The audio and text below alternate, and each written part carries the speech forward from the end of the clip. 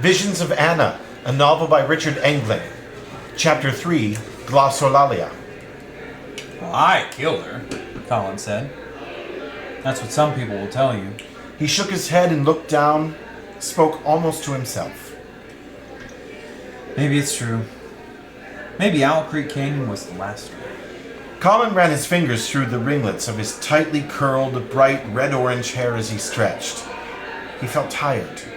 His face was gaunt from being ill, and his skin was pale in a way that made his multitude of freckles look like some strange kind of spattered discoloration on his skin. Colin picked up some pasta with his fork and turned the tip of the fork slowly against the inside of the spoon, wrapping the pasta around the tines. He put it in his mouth and chewed thoughtfully. He took a sip of red wine. So, maybe I killed her, he said. He picked up the bottle of wine, a Chianti Classico, and refilled Matthew's and his goblets. They were drinking the wine with a thirst, and Colin was starting to feel the effects.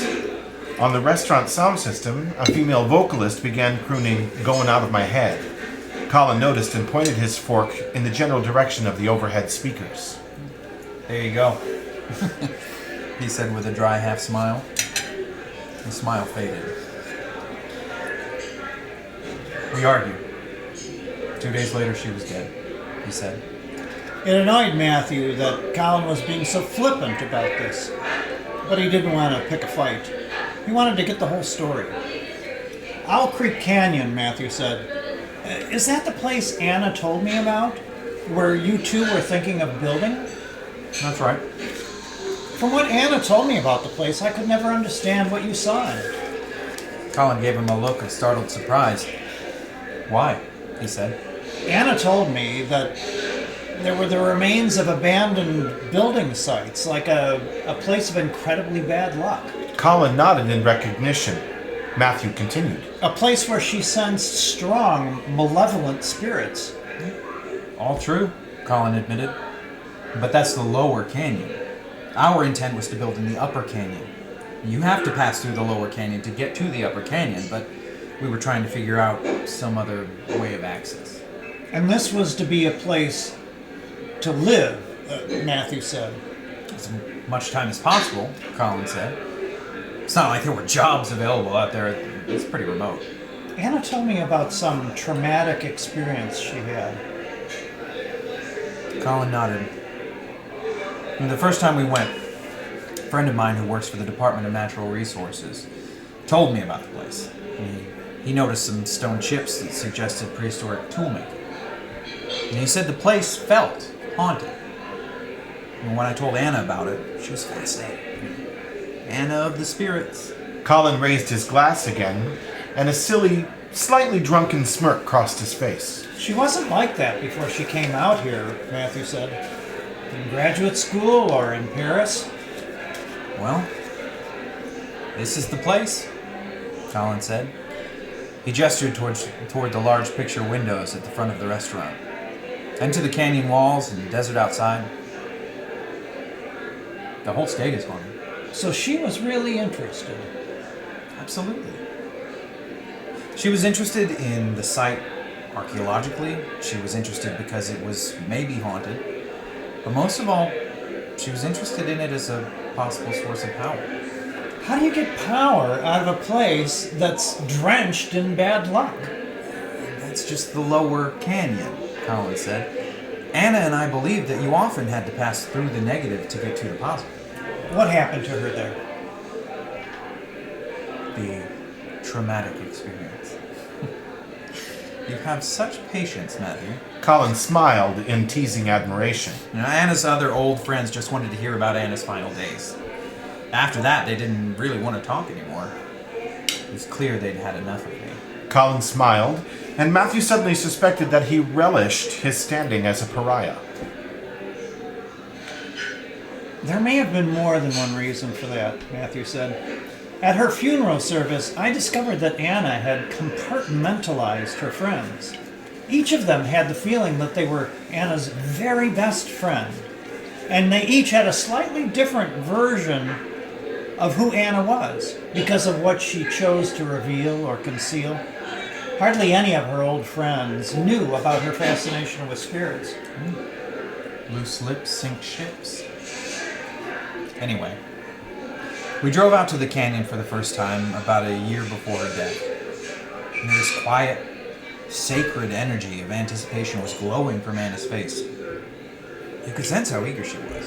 Colin looked out the window into the desert beyond. A sudden, deep sorrow crossed his face. He shook his head, and his face seemed to grow even paler. His freckles looked practically gray beneath the shocking orange-red ringlets of his hair. The grief could come on him so quickly, even after all this time. He took a sip of his wine, and then another. "That's it, Mr. Grace," he told himself. "Time to self-medicate." He took a deep breath.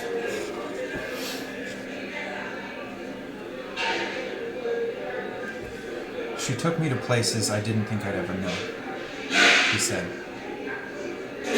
I'd been married to 13 years to Susan. We had 2 kids together. I never had an idea of what love meant. From the way things look, Anna will be the only woman I ever truly love. This lifetime. Matthew looked down and dutifully cut a piece of beef. He didn't feel much like eating at the moment.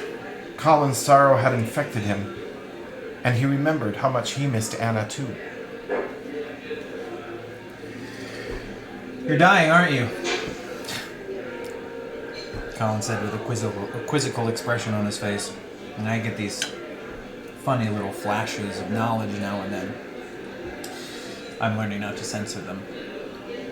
It's true, isn't it? I'm HIV positive, and you're dying.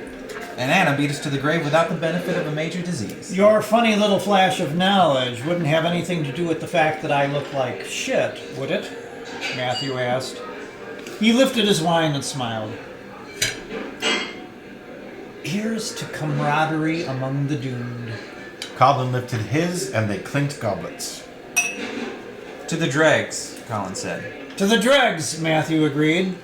They drank their goblets to the bottom and set the glasses sharply down on the marble tabletop. A chip cracked off the base of Colin's glass. He flicked the chip to the floor.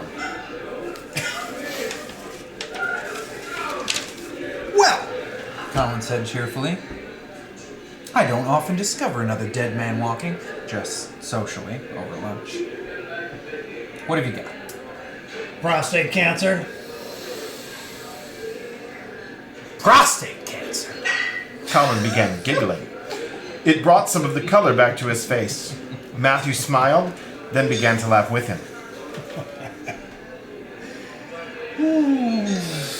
Prostate cancer, Colin said again, giggling away.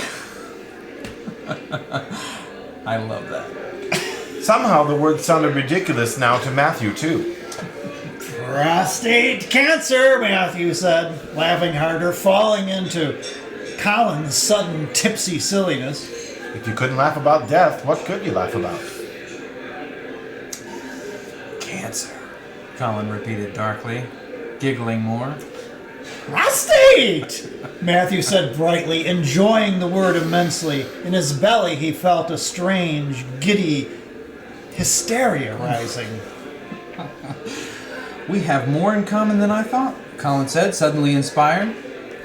We both loved Anna. We're both going to die way before our time. And we've both been fucked by our own organs. This brought shouts of laughter from the both of them, and annoyed looks from around the room. Colin wiped the tears from his eyes with his napkin. The attack from down under, oh, I love that. Oh, ain't death grand, Matthew added. Colin looked around in mock abashment, noticing the looks from the other tables. Oopsie. Oopsie, the stage whispered, still giggling. I think I said the word fucked a little loudly. Oh, don't worry, Matthew told him. Being terminal means never having to say you're sorry! This one killed them. Colin laughed so hard he fell off his chair. Matthew doubled over in hilarity, bumping his head on the tabletop and overturning the half-empty bottle of wine. As they regained their composure, the waiter came over with a towel and began mopping up the spilled wine. He looked annoyed. Thank you very much, Colin said, wiping his eyes with his handkerchief. Gentlemen, we have had some complaints, he said, finishing up with cleaning. Don't worry, Colin told him. We'll be good. Would you please bring us another bottle of the same wine? The waiter looked from one to the other. I'm not sure that would be a very good idea.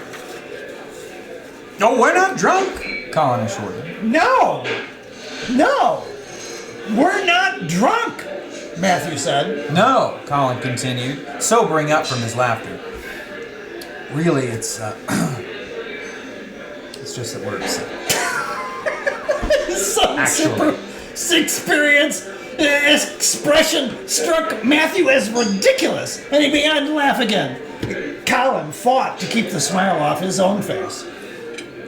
Please ignore him, Colin said to the waiter, because it's true. We're both quite upset. We were just reminiscing about a dear friend who committed suicide. Matthew lost it again, laughing until his eyes ran with tears. Shut up, Colin whispered at him, losing the battle of sobriety. He turned back to the waiter, straightening his face as much as possible. Please don't feel insulted, he said. I'm not bullshitting you. We have a strange way of dealing with our grief. Matthew pulled himself together. Please, if you wouldn't mind getting us the wine, he said. We could use a break here. That's right, Colin agreed, because neither one of us is likely to live another year. At that, Matthew clapped his hands tightly over his mouth and shook with silent laughter. Colin managed to keep a straight face as he looked into the waiter's eyes. Matthew looked from the waiter to Colin's face and shook all the harder. Finally, the waiter turned and walked away. Matthew dried his eyes again and took a deep breath. Oh.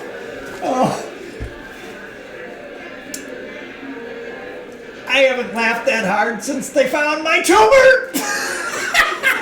So he immediately lost it again. And he doubled over and laughed so hard that drool ran out of his mouth. They wiped their eyes and caught their breaths, calming down from this final attack.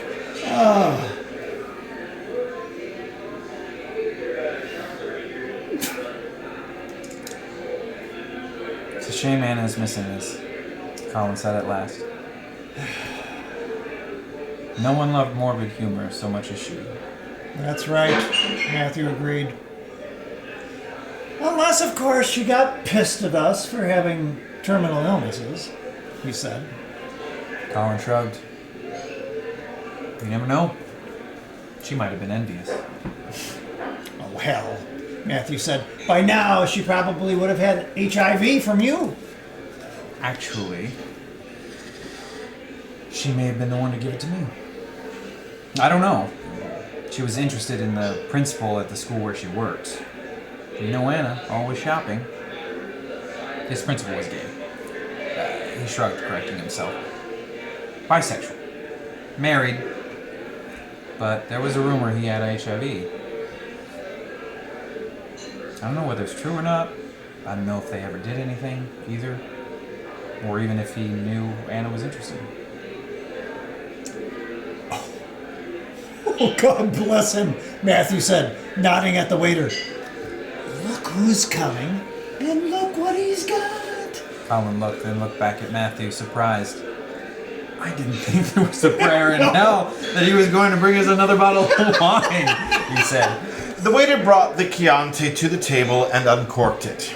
The two watched him quietly with repressed smiles as he poured them each a half glass. Bless you, Colin said. Bless you to your bones. The waiter set down the bottle on the table and looked at each of them. It made Matthew realize again how sick they both appeared. So is it true, what you said? The waiter ventured. You might not live out the year? Hard to say exactly, Colin said. Though I'll probably outlive this poor bastard, he indicated Matthew. Matthew was surprised when that one fell with a thud on his heart. The waiter retreated without another word.